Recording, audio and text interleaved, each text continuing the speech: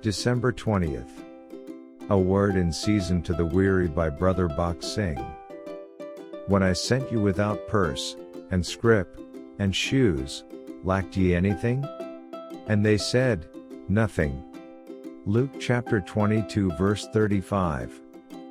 In Genesis chapter 22 verse 3, without consulting Sarah, Abraham was ready to take Isaac as God had commanded. Some may say that the customs in India and America are different. You may say that American wives are different from Indian wives. They demand everything, and to keep the peace men have to tell everything to their wives. It may be an American wife, or an English wife, or an Indian wife, or a graduate wife, or a literate wife. But the divine law is the same for every country. In the work of God, and the things of God, it is the same divine law that is operative. If you make any alteration in any divine law, you will bring great weakness into your testimony and loss into your ministry. Divine laws are not to be trifled with, and Abraham had learned that lesson, that when God speaks, he must be obeyed. So without consulting any person, he obeyed God immediately. We must never try to change divine laws by human wisdom. By God's command Abraham went.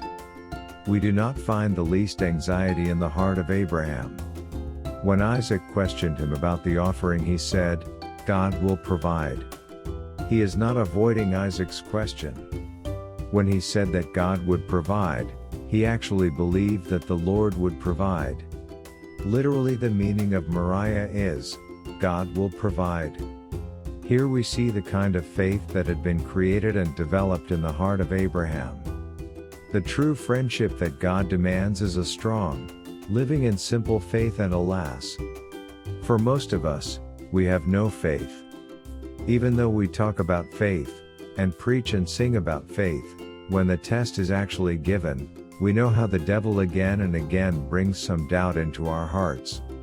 Even though we have proved God on many occasions and he has given victory over the enemy's devices, we have seen how many times doubt still comes into our hearts till the Lord reassures us with his promise that he will surely provide. In the same way, we often find that when we are asked to give a message, we feel so dry, empty and weak. The throat may be dry and the brain tired, but even then, he provides his message if we seek it, and you will find the same way in every test. I know it in my own experience. He is faithful.